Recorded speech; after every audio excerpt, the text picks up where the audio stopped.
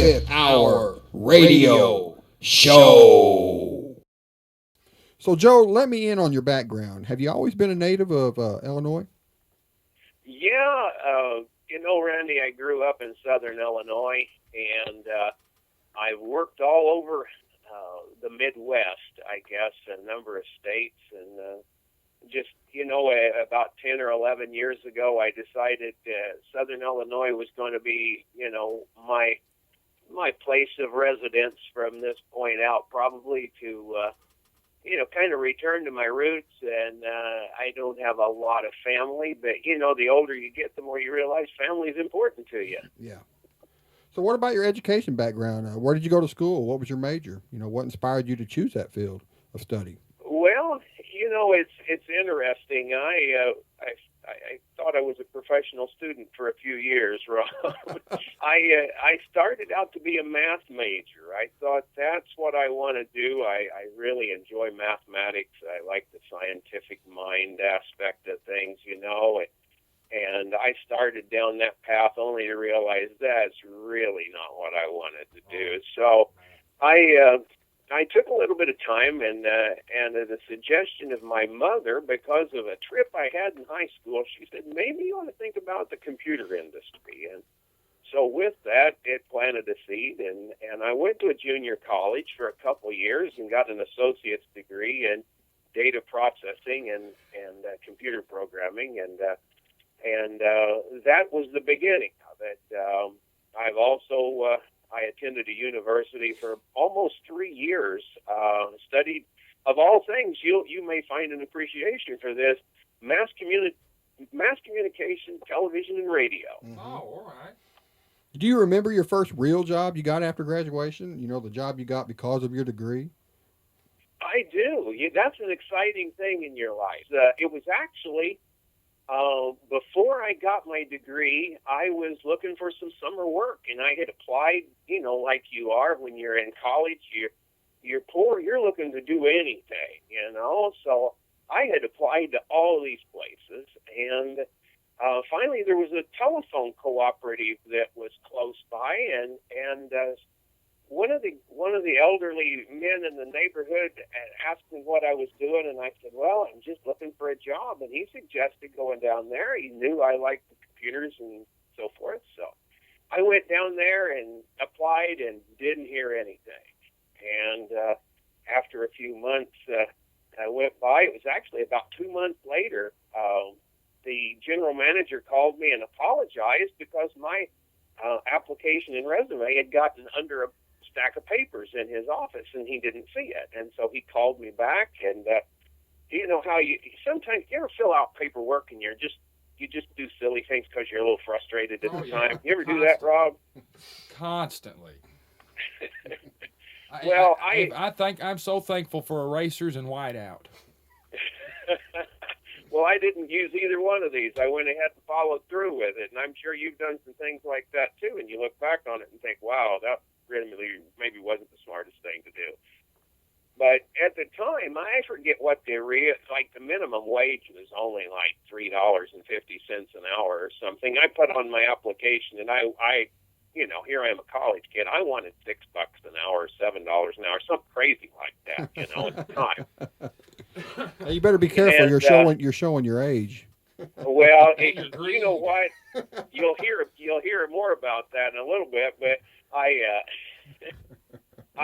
the guy asked me some questions, and I said, yeah, I'm still interested. And he said, well, I can't start you at that, but I'll start you a little bit below that. And I still, for me, I thought I was making a ton of money starting at like $5.25 an hour when everyone else, and that's where it first started. And then after I graduated, that job, I went ahead and worked there for about 4.5 years. And from that point, opportunities just started coming in, first one place and another, and one thing led to another, and here we are today.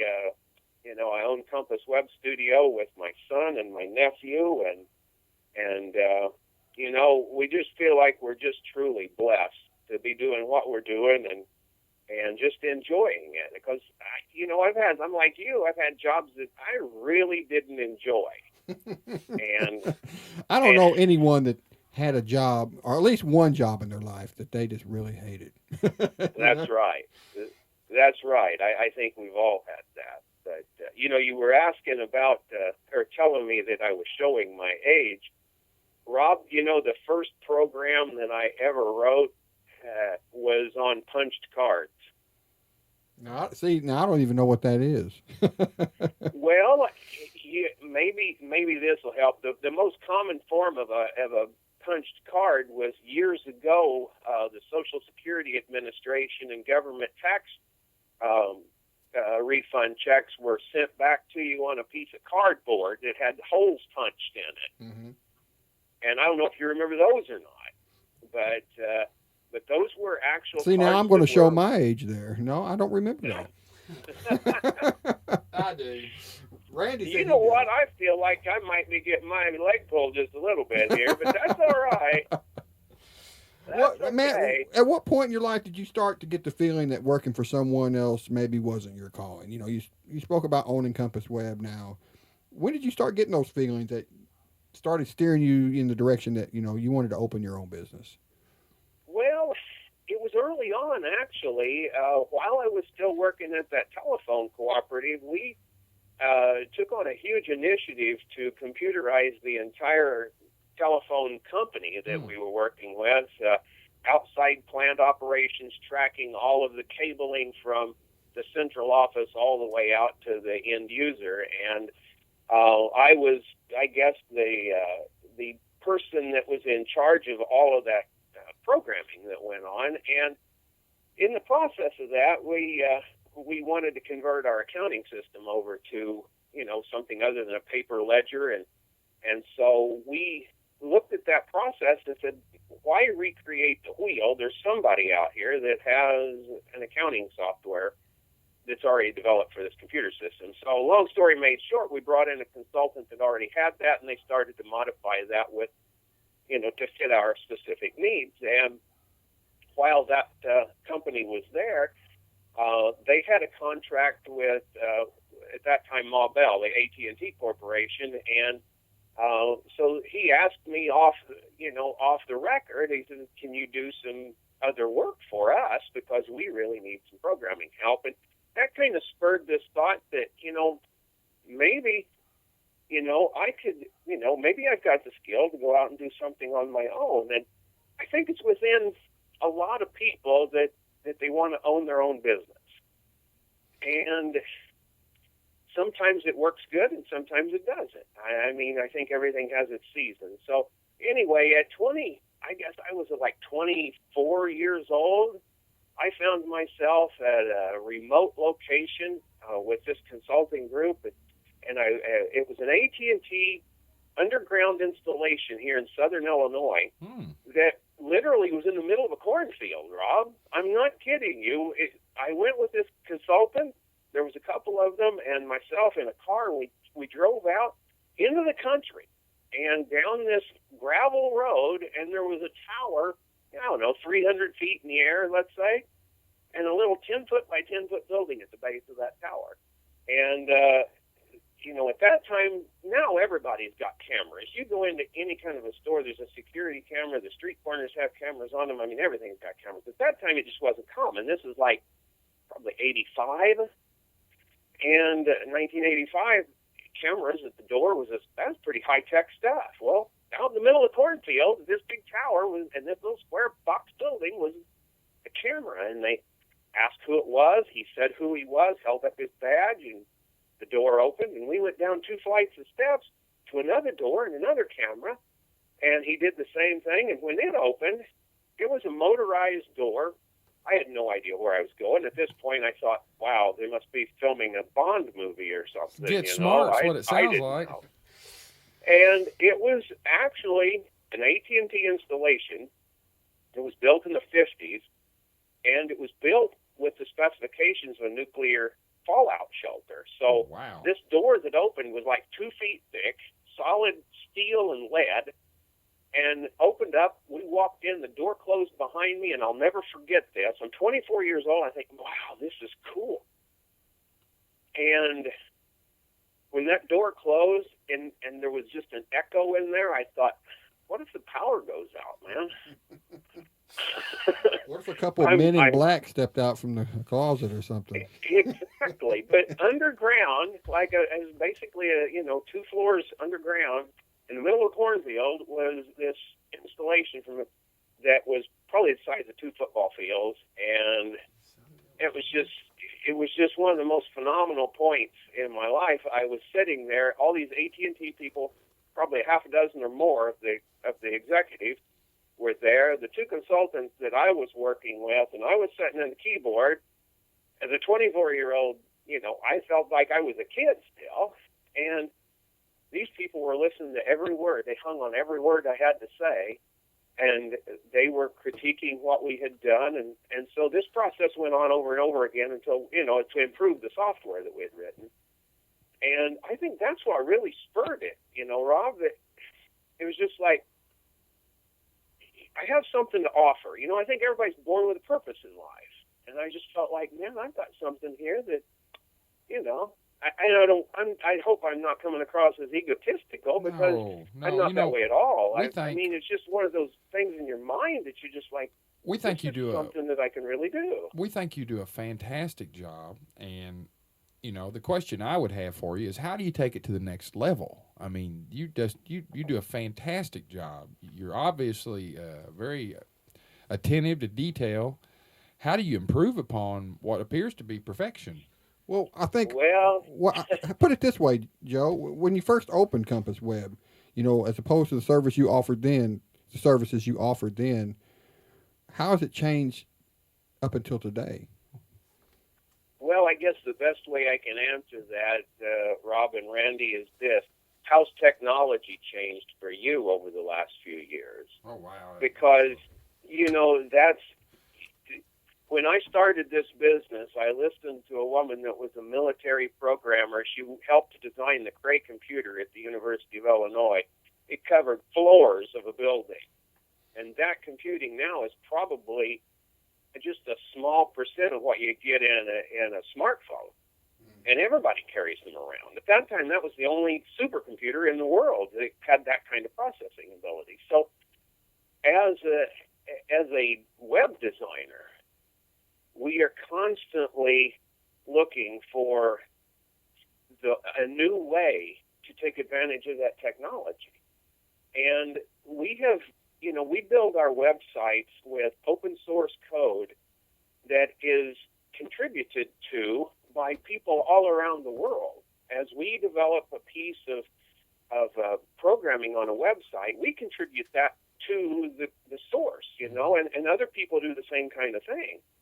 And so what you end up with is an extremely versatile piece of software that has an almost unlimited potential of tapping into new technology. And we do that not only with the websites, but with our e-commerce system and so forth, used by some of the most major retailers in the world.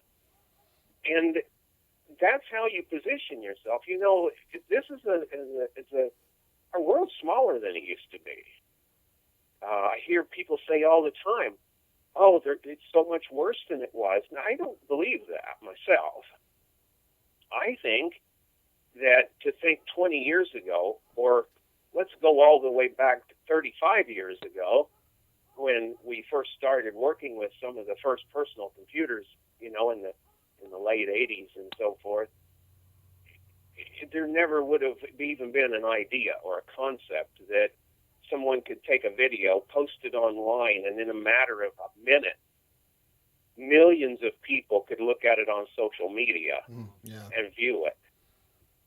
We had a customer not long ago that's starting a new business, and within a 48-hour period of time had well over 1,000 likes, for their page. Didn't even have their website up. This was just a social media page. Mm-hmm. And so that's the next era, is what's next in technology. Because what we do is we help people with a business connect with people with needs. Mm-hmm. And the people with needs, you have to look at, 100 years ago, a catalog was a perfect way, to deal with that. But what's today's catalog? Well, it's a smartphone Yeah. or a tablet or, those types of things. And that's what we constantly have to listen to and watch is what are our people using now to find what they're looking for, and how can we best serve that? Well, let's pretend I'm a potential client. What makes Compass Web stand out? Why go to Compass Web, over other companies offering similar services? Well, you know this, and I know this. Your listeners may not know this. We get to know who you are, and you get to know who we are, and we've never met. That's right. We've never sat down across the table from each other, had a cup of coffee, or shared a dinner, which I want to do that one of these days, Yeah, guys. I do too. really, really, really want to do that. I can't stand We that. need to do that. But, with technology, there's such a tendency to let's get in here and automate everything so there's no human element anymore, because human element causes error. Human element does cause error, but unless you understand the human element of a business and what a person's goals and ideas are about how they want to run their business, the old saying of, everybody builds a mousetrap a different way. Mm-hmm. Well, I go into businesses all the time that I'm like, I've dealt with business like this, but every person that's an entrepreneur has their own idea of how they want to run their business. And it's not our place as their web designer to say, I want to change how you run your business and fit our software. Completely the opposite, which is against the grain of everybody else in the business, in my opinion. And that's an absolute. And I'm sure we're not the only ones in the world that do it. But we're concerned about what you want rather than what we do. We sit and listen to what you want to do. And then we figure out ways that we can accomplish that for you. And I think that is service. Service is not me writing the best website to do what I want it to do, because if it doesn't do what you want it to do, it's nothing. Well, outside of running your business, Joe, how involved are you with your community? I mean, are you involved with any local organizations? Oh, yes. We try to stay plugged in with everything that's going on. I love our youth, and I stay plugged in through social media with a lot of the youth in the area. I try to help, provide some types of community service in those ways. I'm involved with the local Rotary organization, in which, being in a small town, you think, well, what does small town have to do?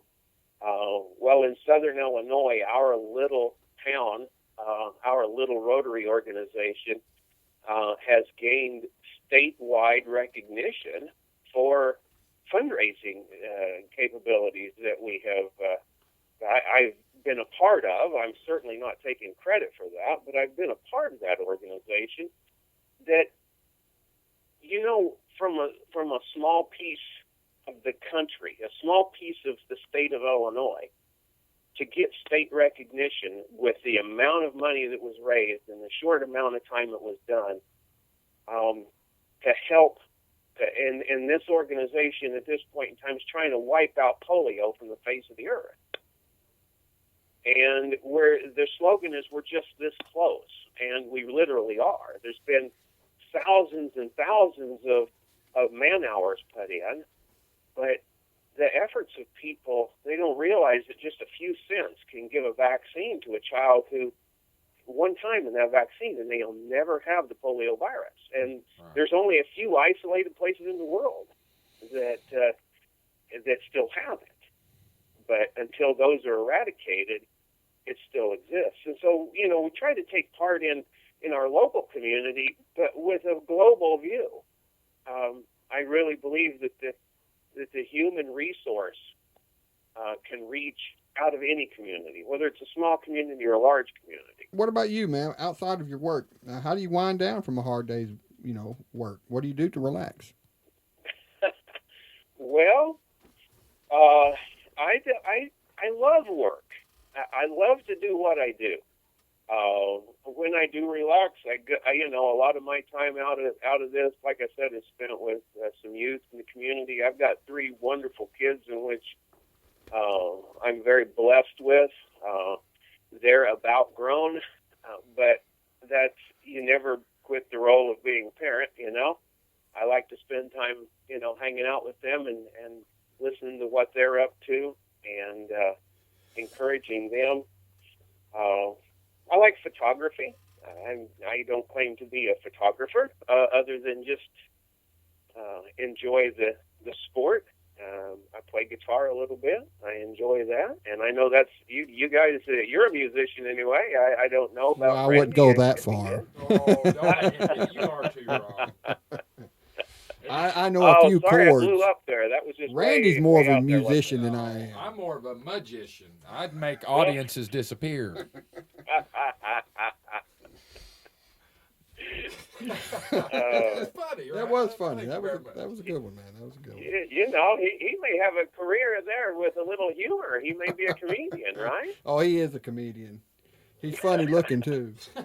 Oh. It works both ways. With my appearances and Robert's smell, we've got the whole package.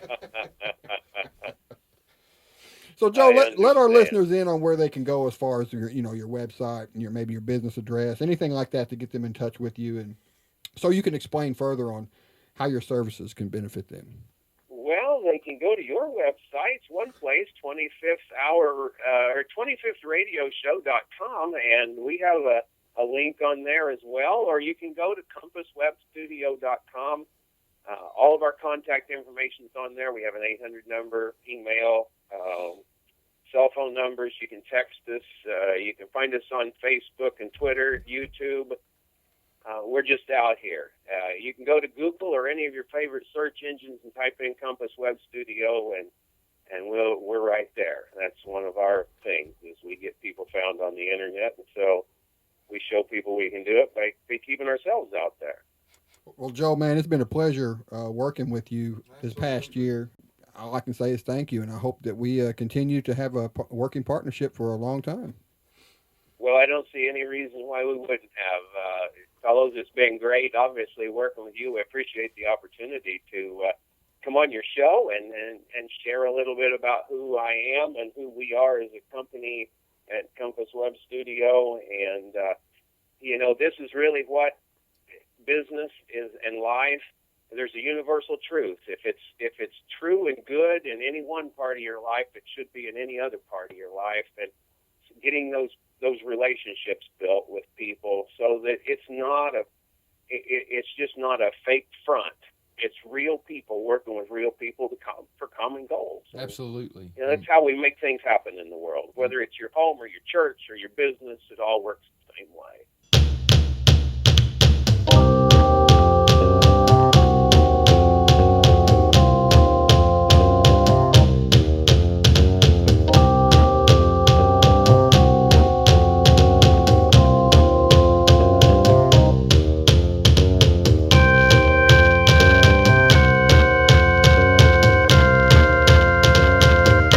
The 25th Hour Radio Show.